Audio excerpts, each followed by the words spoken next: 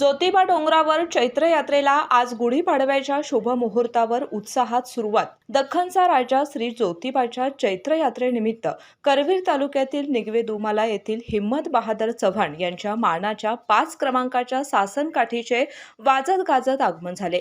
घोडे, वाजंत्री आणि देवसेवकांच्या लवाजम्यासह ही भव्य मिरवणूक ज्योतिबा मंदिरामध्ये दाखल झाली। यावेळी सासन काठीचे विधिवत पूजन करण्यात आले।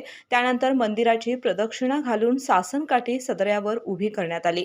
गोकुळची बासुंदी पुन्हा खावीशी वाटतेय। खरं सांगू, मलाही खावीशी वाटतेय।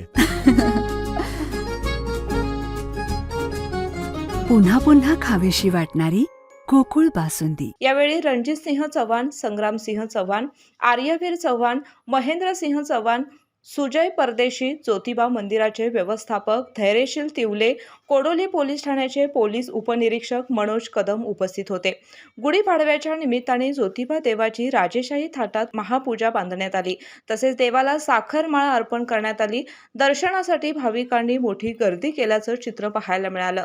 दरम्यान दुपारी 12 वाजता तोफेची सलामी देत नवीन वर्षाचे पंचांग वाचन खेरबा उपाध्ये यांनी केलं। यावेळी श्रीचे मुख्य पुजारी यांच्या हस्ते नवीन पंचांगाचे पूजन करण्यात आले। KK न्यूज साठी ज्योतिबा डोंगरहून सनी काळे।